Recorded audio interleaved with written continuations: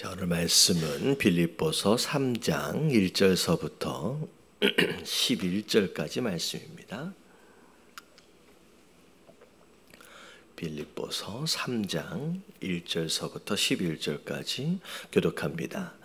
끝으로 나의 형제들아, 주 안에서 기뻐하라. 너희에게 같은 말을 쓰는 것이 내게는 수고로움이 없고 너희에게는 안전하니라.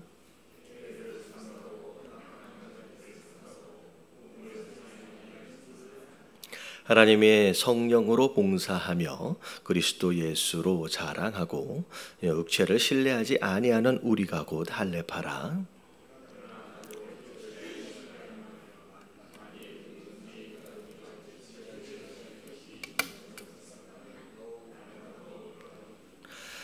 나는 8일 만에 할례를 받고 이스라엘 족속이요 베냐민 지파요 히브리인 중에 히브리인이요 율법으로는 바리새인이요.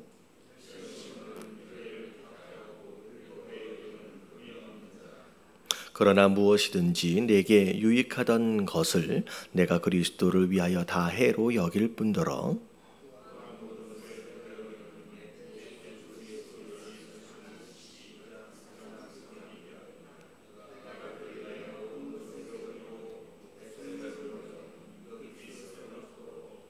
그 안에서 발견되려 함이니 내가 가진 의는 율법에서 난 것이 아니요 오직 그리스도를 믿음으로 말미암은 것이니 곧 믿음으로 하나님께로부터 난 의라.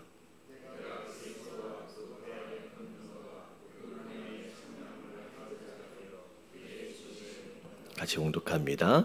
어떻게 해서든지 죽은 자 가운데서 부활이 이르러 하노니. 아멘. 자, 오늘 3장 1절을 보니까 끝으로 이렇게 나와요. 끝으로. 마지막으로 빌립보 교인들에게 하고 싶은 이야기를 내가 하겠다라는 얘기인데 사실은 이게 마지막이 아니에요. 뒤에 보면 또 끝으로 또 나옵니다.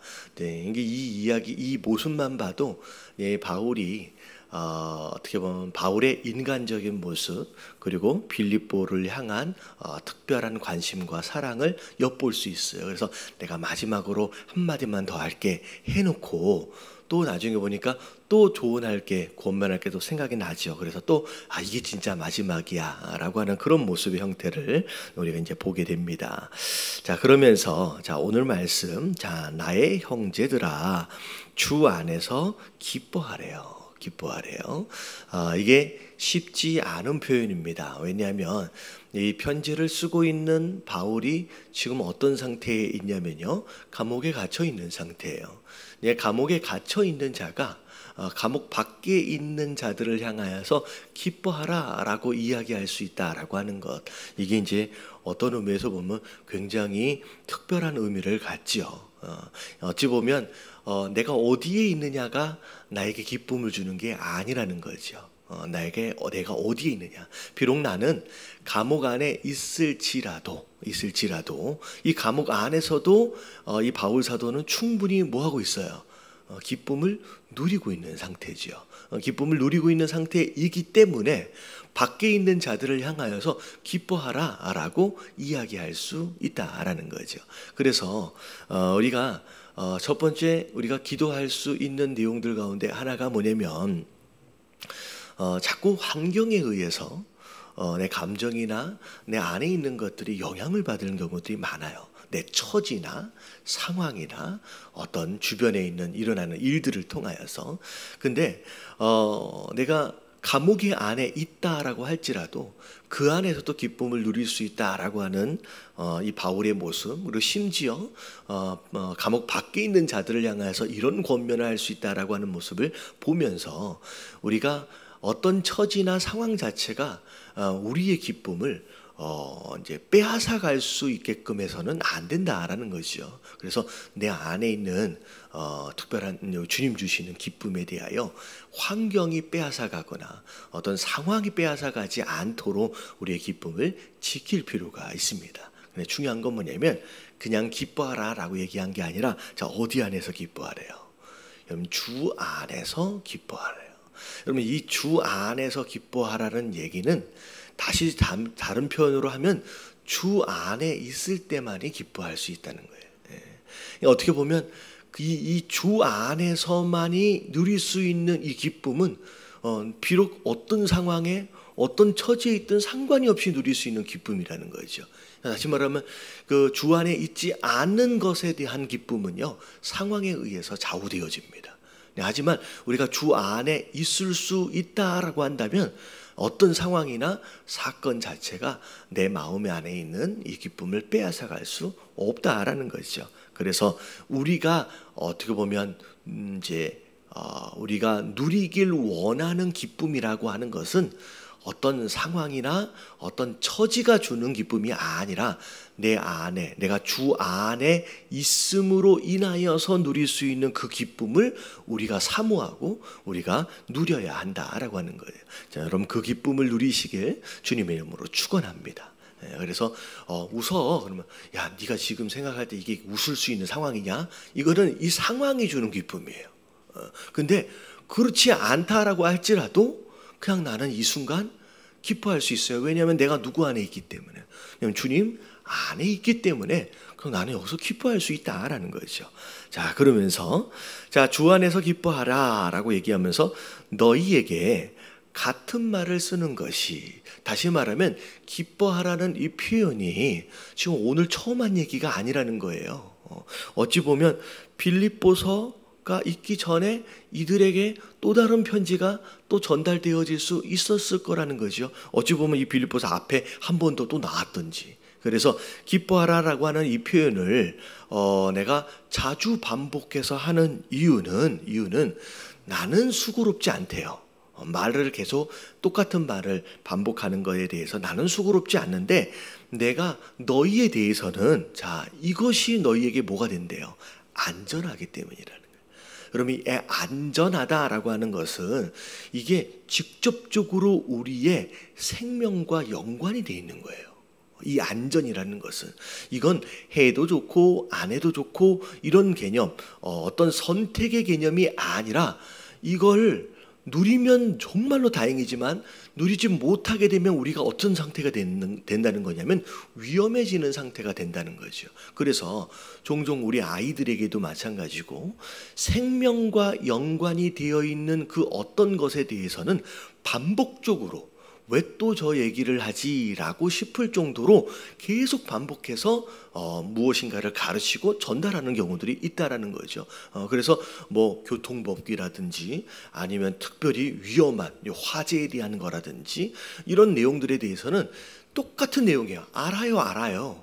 머리로는 다 알아요. 그럼에도 불구하고 또 얘기해주고 또 얘기해줄 이유가 뭐냐면 그것이 지켜지지 않을 경우에는 굉장히 위험하기 때문에 계속 반복적으로 얘기한다는 거죠. 그래서 여러분들 이 말씀을 통하여 특별히 강단에서 설교되어지는 내용들을 통하여 또 더 얘기를 하시네 라고 반복되어지는 이야기가 있다라고 한다면 여러분들 반복된다고 지루하게 여겨질 게 아니라 저건 되게 중요한 것인가 보다. 그리고 저거는 안 되어지면 굉장히 위험해질 수도 있겠구나라고 여기면서 여러분들 안전을 위해서 새겨 들으시길 주님의 이름으로 축원합니다. 근데 되게 신기한 게 기뻐하라가 안전하고 무슨 상관이 있냐는 거예요. 여러분 기뻐하라가 안전하고 무슨 상관이 있냐는 거예요. 굉장히 구원론에 관한 것도 아니고 별로 중요해 보이지 않잖아요. 근데 여러분 이게 너무 중요하래요. 왜냐하면 이것이 너희를 향하신 하나님의 뜻이니라 라고 얘기할 때 첫 번째가 어떻게 시작해요? 항상 기뻐하라라고 시작이 돼요. 그러니까 이 기쁨이라고 하는 것 자체가, 그냥 우리가 그냥 생각하는 그냥 그런 기쁨이 아니라는 거예요. 우리가 신앙을 어떻게 보면 유지하고 누리고 함에 있어서 항상 기뻐하고 쉬지 말고 기도하고 범사에 감사하고 이게 너희를 향하신 하나님의 뜻이라라고 세 가지로 딱 정리가 될 때 그러면 기도하는 것도 너무 중요한 것 같고 감사하는 것도 너무 중요한 것 같은데 기쁨도 그와 더불어서 함께 중요한 목록에 들어간다라고 하는 거예요. 근데 잘 생각해 보면 여러분 기도하지 않으면 감사할 수 없고요. 여러분 감사하지 않으면요 기뻐할 수가 없어요. 여러분 이게 한 묶음으로 가는 거예요. 여러분 기도하지 않는데 응답하신 것을 내가 어떻게 느끼고 어떻게 누리냐는 거예요. 여러분 기도하지 않는 자는요 감사할 제목이 없는 거예요. 다시 말하면 내가 감사하며 살고 싶다라고 한다면 기도하셔야 돼요. 내가 기도하면요 내가 지금 누리고 있는 이 모든 것들이 하나님의 응답하심으로 이해되어져요. 내가 느껴지는 거예요. 내가 기도하면요 이 모든 것들이 은혜로 깨달아져요. 그러면서 감사가 되어지거든요. 여러분 감사가 되어지면 자연스럽게 하나님 앞에서 기뻐할 수 있어요. 근데 기도하지 않으면 감사할 수 없고요. 감사할 수 없으면 기뻐할 수 없어요. 그러면 기뻐할 수 없는 것은 어찌 보면 나타나는 현상이 있잖아요. 근데 결국은 저 안에 들어가는 신앙에 문제가 생기면 사실 기쁨 자체가 잃어버리게 돼요. 내 안에 내가 신앙생활을 하고 있는데 내가 재미가 없어. 교회를 나오고 있는데 재미가 없고 기쁨이 없어요. 그럼 그것은 사실은 겉으로 나타나는 증상이긴 하지만 여러분 그 안에 뭐가 문제가 있느냐라고 하는 것을 들여다보면요 굉장히 크고 심각한 문제가 여러분 이 안에 있을 때 그 기쁨을 잃어버리게 되는 나타나는 그 증상으로 나타날 수 있다라는 거죠. 그래서 기뻐하라 라고 하는 것 자체가 너희의 신앙의 안전을 위해서 굉장히 중요한 것이다 라는 거죠. 그래서 여러분 잘 생각해 보세요. 내가 요즘에 신앙생활을 하는 게 내가 진짜 기쁜가? 내가 정말로 재밌나? 내가 가정 안에서 내가 무엇인가를 할 때, 내가 예배를 드릴 때, 내가 무엇인가를 할 때 내 안에 기쁨이 있느냐라고 하는 것이 마치 무엇과 같냐면 그 예전에 학창시절 때 이게 산성인지 알카리성인지 이거 테스트할 때 페이퍼가 있어요. 이게 뭐냐면 이게 리트머스 시험지라고 기억나세요? 네, 요거를 딱 물에다 어디에다 딱 담그면 확 빨개져요. 그러면 이게 뭐라는 얘기예요? 아, 이거 산성이구나. 이게 물에 어디다 담갔더니 이게 파래져요. 이게 알카리성이나 이게 리트머스 시험지예요. 내 안에 지금 기쁨이 있느냐 없느냐라고 하는 것이 내 신앙의 건강 상태를 점검하는 리트머스 시험지. 여러분 그래서 여러분 항상 기뻐하라라고 하는 것이 여러분들이 신앙의 안전을 위한 리트머스 시험지로 아시고 매일매일 이 기쁨이 있느냐 없느냐로 우리의 신앙의 건강 상태를 점검해 가실 수 있는 저와 여러분들 되시길 주님의 이름으로 축원합니다. 아멘. 그래서 이게 안전을 위해서 정말로 중요하다는 거죠. 그러면서 자 2절과 3절에 자, 이 빌립보 교회가 조심해야 할 것, 그리고 또 반드시 또 행해야 할 것들에 대해서 한 권면의 내용들이 나옵니다. 자, 2절을 보니까 자, 뭘 삼가하래요? 개들을 삼가하래요. 그러면 이 개들은 우리가 알고 있는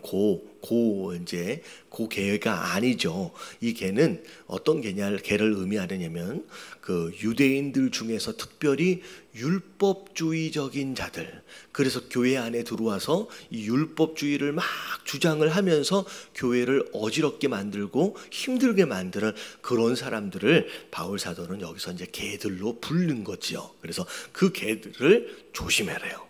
그리고 자, 행악자들을 또 조심하래요. 자, 이 사람들 악을 행하는 자들은 우리가 경계할 필요가 있습니다. 왜냐하면 자, 우리가 이런 이제 율법주의자들이라든지 그러니까 사실 말하면 율법주의자들은 이래야 된다 저래야 된다라고 불평불만이 많은 가운데 이 사람 저 사람 정지하고 판단하는 사람들이에요. 그리고 이 행악자들은 스스로 악을 행하는 사람들이죠.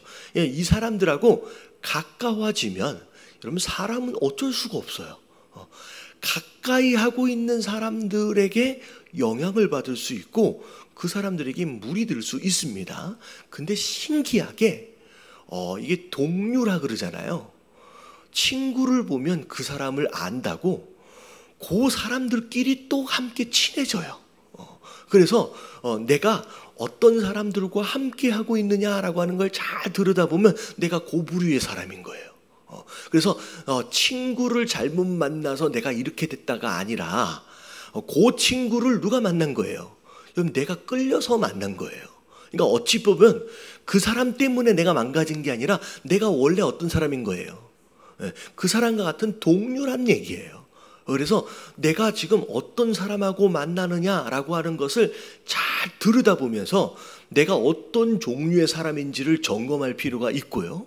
그리고 그런 사람들과 함께 하는 것으로 인하여 내가 영향을 또 함께 같이 받아간다라고 하는 것을 우리가 암과 동시에 우리가 친구라고 하는 것을 잘 사귈 필요가 있다라는 거죠. 그래서 교회 안에서도 마찬가지고 어디에서도 마찬가지고 내가 어떤 부류와 함께 섞여 있느냐라고 하는 것을 우리가 뭐라 그럴까요? 조심할 필요가 있다는 거죠.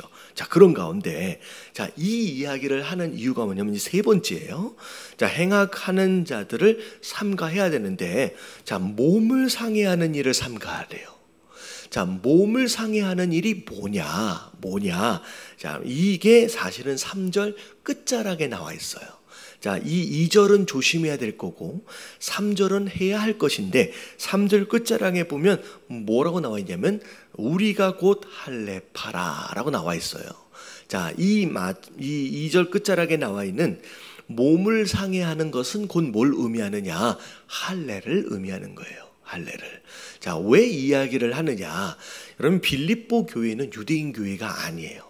대부분 누구로 구성되어져 있냐면 이방인들로 구성되어 있는 교회입니다.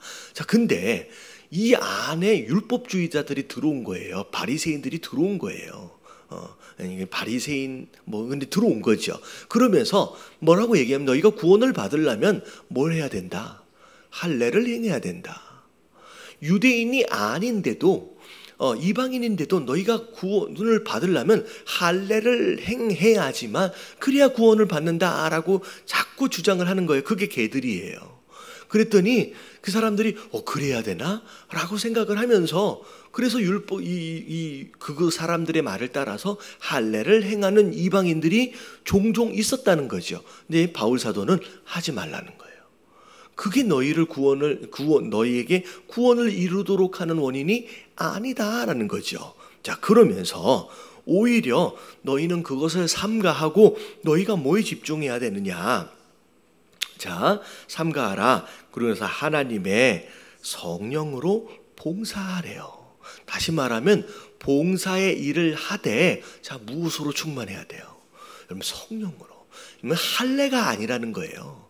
성령으로 충만해야 된다. 그게 성도 되어짐이라는 거예요. 그래서 성령으로 충만하는 가운데 그것으로 봉사의 일을 감당하고 그리스도 예수로 자랑하고. 율법주의자들은 뭘 자랑해요? 내가 율법을 철저하게 지키는 것을 자랑해요. 자기 의를 자랑하는 거예요. 내가 예배를 얼마나 잘 나오는 줄 아니? 내가 헌금을 얼마나 잘하는 줄 아니? 내가 헌신을 얼마나 잘하는 줄 아니? 자기 의를 자랑하는데 너희는 성령 충만한 가운데 봉사함으로 말미암아 너희 의를 자랑하는 게 아니라 예수만을 자랑하는 사람이 되라. 그래서 육체를 신뢰하지 아니하는 우리, 육체의 흔적, 이게 할례잖아요. 그 할례 받은 것으로 말미암아 나는 당연히 구원받았다라고 믿어버리는 그 형태가 이 율법주의자들이었는데, 그런 신뢰가 아니라 육체를 믿는 자가 아니라 예수 그리스도를 믿는 자로 진짜 할례파가 되라는 거예요. 여러분, 이 할례는 육체적 흔적을 얘기하는 게 아니라 우리의 마음에 예수 그리스도로 인하여 성령 충만함으로 인하여 받은 그게 할례가 진짜 할례다라고 이야기하는 것이죠. 오늘날도 마찬가지예요. 우리의 의로 말미암아 그것이 우리의 신뢰가 되고 그것이 우리의 자랑되어져서는 안 된다라는 거예요. 오직 우리의 자랑은 예수 그리스도가 되어져야 하고, 그리고 우리는 성령의 충만함으로 봉사의 일을 감당할 줄 아는, 그러니까 성령으로 봉사의 일을 감당하기 때문에 내가 자랑할 게 아니라는 거죠. 여러분, 이런 교회의 삶을 사시게 되길 주님의 이름으로 축원합니다. 그래서 3절까지 이제 조언의 내용이 쭉 나오면서 4절서부터는 자기 이야기를 잠깐 해요. 이제 바울 사도 이야기. 자, 왜냐하면 이제 소위 말하는 이제 할례파 율법주의자들이 이래야 된다 저래야 된다라고 교회 안에서 자꾸 어지럽게 하는 것으로 말미암아 이제 바울 사도가 이제 이야기하는 거예요. 자, 그들이 너희한테 이런 얘기를 하고 있고 이런 주장을 하고 있는데 솔직히 내가, 이런 표현이 적당할지 모르겠는데, 내가 까놓고 얘기하면 내가 그들보다 한 수 뭐라는 얘기예요? 내가 한 수 위라는 얘기예요. 자꾸 내가 할례, 육체적인 할례가 중요하지 않고 믿음이고 뭐고 막 얘기를 하니까 그들이 볼 때 나라고 하는, 바울이라고 하는 나라고 하는 존재를 되게 무시하는 것 같은데, 솔직히 까놓고 얘기하면 그들이 뭐 율법주의자, 뭐 바리새인, 할례파, 웃기지 말라 그래요. 내가 그들보다는 훨씬 더 한 수 위라라고 하는 이야기를 하는 거예요. 이거는 어찌 보면 바울 사도가 이게 이 서신들을 보면 답답해서, 어떻게 보면 이게 이런 거예요. 사도성에 대하여 자꾸 공격을 받을 때 솔직히 한번 얘기해 볼까? 내가 베드로보다 내가 얼마나 더 헌신했는지 하면서 한바탕 얘기를 한번 해요. 그리고 이 할례파 이야기를 할 때 솔직히 한번 얘기해 볼까? 누가 더 할례파인지 누가 더 바리새인지, 이런 얘기를 이 두 가지 이유 때문에 바울 사도가 억울하고 답답해가지고 자기 속을 한 번씩 드러낸 적이 있어요. 근데 이게 이제 그에 해당되어지는 내용입니다. 자, 4절을 보면, 자, 그러나 나도 육체를 신뢰할 만하다는 거예요. 다시 말하면 나도 할례파다는 거예요. 나도 할례를 받은 자라는 거죠. 만일 누구든지 다른 이가 육체를 신뢰할 것이 있은 줄로 생각한다라고 한다면 너희들 중에 그런 사람이 있다는 거죠. 나는 더 그렇다는 거예요. 내가 주장할 거 많다라는 거죠. 나는 정말로 유대인의 법규를 따라서, 율법을 따라서 나자마자 8일 만에 나는 할례를 받은 자라는 거예요. 그러니까 이게 소위 말하면 정통성을 얘기하는 거예요. 정통성. 나는 나자마자 8일 만에 할례를 받은 자다. 그리고 이스라엘 족속이다. 너무나도 당연한 것 같지만 자기가 자기의 뿌리를 처음부터 얘기하는 거예요. 나는 이스라엘 족속이고, 그리고 심지어 베냐민 지파다. 베냐민 지파다. 그럼 이 베냐민, 이 이스라엘의 이 13지파잖아요.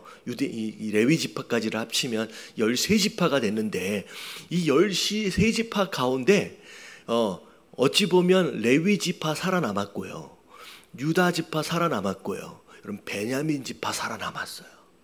여러분 나머지 몇 지파예요? 8지파죠. 8지파는 북이스라엘에 속해져 있던 이 8지파는 거의 사라져 버렸어요. 정말로 생존한, 어떻게 보면 이스라엘 가운데서, 그러니까 이스라엘이 하나님을 이긴 자거든요. 그 안에 하나님 이름이 있잖아요. 하나님의 선택받은 그 백성들 가운데 13지파 가운데 8지파는 사라져 버렸어요. 거의. 그 마지막 생존한 유다지파, 레위지파, 베냐민지파, 그들 가운데 하나라는 거예요. 그리고 그 베냐민지파 가운데 히브리인 중에 히브리, 이 히브리라고 하는 뜻이 무슨 뜻이냐면 물을 건넌 자예요. 여러분 이 히브리인은 물을 건넌 자라고 하는 것으로 특별한, 처음 어떻게 보면 이 쫙 끝에서의 정통성까지를 지금 이야기를 하는 거죠. 그러면서 자, 율법으로는 나는 바리새인이라는 거예요. 너희가 율법을 뭐 지키느니 안 지키느니 나의 앞에서 뭐 앞에서 주름 잡지 말라는 거예요. 번데기 앞에서 주름 잡지 말라는 거예요. 누가 율법을 얘기하고 누가 할례를 얘기를 해? 내 앞에서 나만한 자가 없다라는 거예요. 그러니까 여러분 이게 완전히 고수가 되어진 자로서 이 이야기를 하니까 이제 먹히는 거예요. 그러니까 바울 사도가 율법도 안 지켰고 그냥 막 살아왔던 사람으로서 믿음이면 된다라고 얘기한다라고 한다면, 여러분 이 말이 어찌 보면 신뢰성이 떨어지죠. 근데 바울은 누가 뭐라 그래도 처음부터 끝까지 그 어느 부분에서도 손색이 없이 흠이 없이 그 율법을 지켜왔던 바리새인 중에 바리새인이었어요. 그런 가운데 그가 지금 이게 아니라는 거예요. 할례가 아니라는 거예요. 그러면서 율법이 아닌 믿음으로 말미암아 구원을 받는 것이다 라고 하는 것으로 지금 이야기가 되어지는 것을 지금 이야기하는 거죠. 그러면서 6절에 열심으로는 교회를 심지어 박해하기까지라고 하면서 내가 그 열심을 냈던 자고, 율법의 의로는 심지어 자기가 뭐라고 얘기해요? 나는 흠이 없는 자다. 어찌 보면 예수님 당시에 찾아왔던 그 젊은 있잖아요. 그 젊은 관원 뭐라 그래요? 네가 율법을 지키라라고 했을 때 제가 어려서부터 율법을 다 지켰다. 그러니까 바리새인이 정해놓은 그 소소한 그 법규들을 다 지킨 거예요. 바울 사도도 철저하게 그랬던 자다라고 이야기를 하는 거죠. 자, 그러면서 내가 율법적으로는 그런 자였다라고 자기 과거와 더불어서 그 얘기를 하는데, 자, 7절서부터가 중요해요. 자, 그러나 무엇이든지 내게 유익하던 것을, 자, 그동안에 율법이 중요했어요. 그 율법을 철저하게 지키는 게 중요했고요. 할례가 너무 중요했어요. 근데 그 유익하던 것을 내가 그리스도를 위하여 다 뭘로 여겼어요? 이제는 해로 여긴다는 거예요. 이제 해로 여긴다는 거예요. 심지어 8절에 쭉 밑에 보니까 심지어 내가 배워왔던 그 모든 지식들을 뭘로 여긴대요? 배설물로까지 여긴다는 거예요. 이게 왜 이렇게 되었느냐 이런 거예요.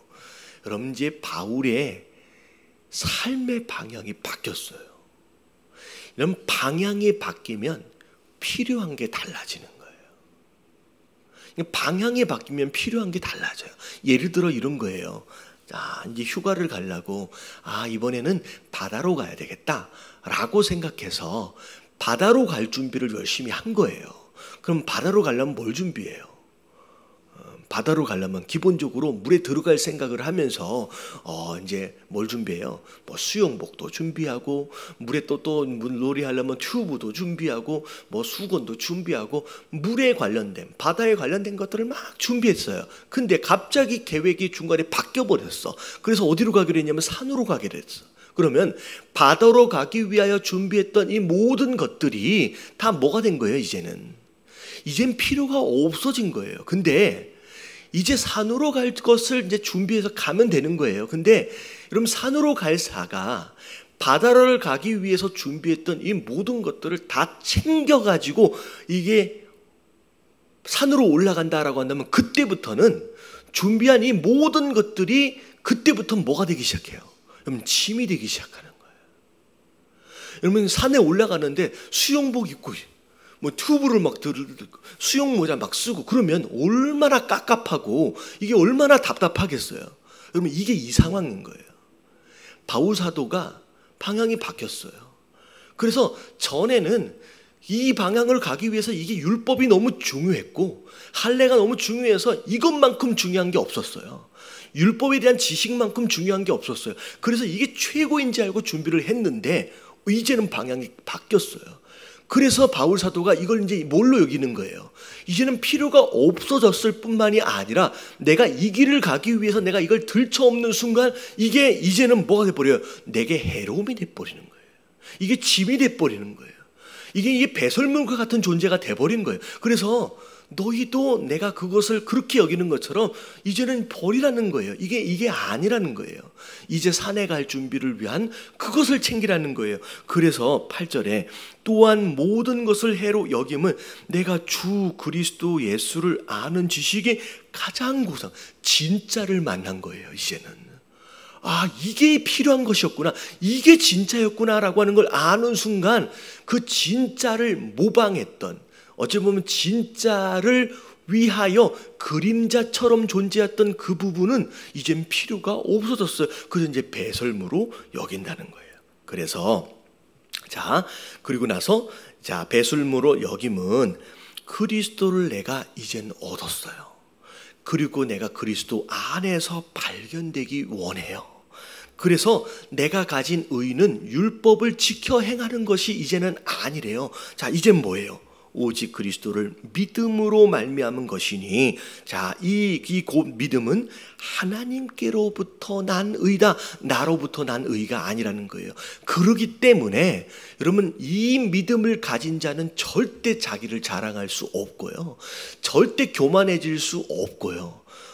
여러분, 이 의를 가진 자는 여러분 이것으로 말미암아 은혜 가운데 감사할 수밖에 없고 기뻐할 수밖에 없는 거예요. 예수 그리스도를 자랑할 수밖에 없는 거예요. 이것으로 얻은 의이기 때문에. 자, 그래서 마지막에 내가 그리스도와 그 부활의 권능과 그 고난에 참여함을 알고자 하여, 자, 주의 죽으심을 본받아 어떻게 해서든지 죽은 자 가운데서 부활에 이르려 하노니라고 얘기하면서 율법과는 상관이 없이 이제는 생명을 향하여, 부활을 향하여 오히려 고난마저도 함께 동참하려 하는 그런 삶의 방향으로 이젠 바뀌어버렸다라고, 삶의 방향, 바뀌어진 그것을 이제 이야기하는 겁니다. 자, 그래서 자, 오늘 이 말씀을 통하여서 우리가 기도할 제목, 여러분 기뻐할 수 있도록을 위해서 여러분 기도하셔야 돼요. 여러분, 기쁨은 여러분 상황이 주지 않아요. 여러분, 환경이 주는 게 아니에요. 여러분, 그것 때문에 얻어지는 기쁨은, 여러분, 이게 한국말로 이 행복을 해피라고 하잖아요. 해피. 여러분, 이 해피를 원래 어원이 어디에서 온 거냐면요, happen이라고 하는 단어에서 온 거예요. 여러분, 이 happen이 무슨 뜻이에요? 우연이라는 뜻이에요. 여러분, 세상이 말하고 있는 행복이라고 하는 이 단어는 우연히 어떤 상황들이 일어날 때 그것으로 인하여 느끼는 감정적 변화를 행복이라고 얘기해요. 근데 여러분, 성경을 찾아보면 우리가 굉장히 중요하게 생각하고 있는 이 행복이라는 단어가 여러분 성경에 몇 번이나 등장할 것 같아요? 여러분, 불과 10번도 안 돼요. 정말로 나는 행복하길 원하. 여러분, 행복이 되게 중요한 것 같은데 성경을 찾아보면 불과 10번도 안 돼요. 심지어 그 행복이라고 하는 단어가 어디에 등장하느냐, 한 번인가 두 번인가를 빼놓고선 전부 다 전도서하고 욥기에 등장해요. 여러분, 전도서와 욥기에 등장하는 행복이라는 단어, 여러분 무슨 의미로 등장했을 줄 아시겠죠? 여러분, 긍정적인 의미에서의 등장하는 행복이 아니에요. 이런 거예요. 세상이 말하고 있는 행복은 그런 거예요. 여러분, 우리가 얘기하고 있는, 하나님께서 이 말씀하고 계시는 행복은, 기쁨은 그렇게 우연히 어떤 상황이나 어떤 사건이 주는 감정적 변화가 아니라 주님 안에 있음으로 인하여서 상황과는 상관이 없이 누리는, 여러분, 그 기쁨이다라는 것. 여러분, 오늘 그 기쁨을 누리시게 되길 주님의 이름으로 축원합니다. 그리고 자, 또 뭐가 있었죠? 자, 그러면서 여러분, 방향이 바뀌면 필요한 게 바뀌어요. 내가 예수 그리스도를 만나기 전에 그토록 원하던 그 무엇, 예수 그리스도를 만나고 난 뒤에 그토록 원하고 있는 그 무엇이 과연 다르냐라고 하는 걸 점검해야 돼요. 그때 예수 그리스도를 만나기 전에 정말로 원했던 그것이 예수 그리스도를 만나고 난 뒤에도 똑같이 그것이 그렇게 원하고 바라는 것이다 라고 한다면 내 삶의 방향은 바뀐 거예요, 안 바뀐 거예요? 여러분, 바뀐 게 아닌 거예요. 여러분, 이게 여러분 굉장히 중요한 기준이에요. 여러분, 똑같은 것을 붙들고 그것을 그전에나 이전이나 똑같이 그러고 살 수 있다는 거예요. 여러분, 기억하시는 가운데 이런 방향이 바뀌었음을 기억하고 여러분, 다른 것을 구하고 다른 것을 필요로 할 수 있는 그런 성도들이 될 수 있도록 해달라고 주님 한번 부르짖고 통성으로 기도하며 오늘 하루 시작합니다. 시작. 주님,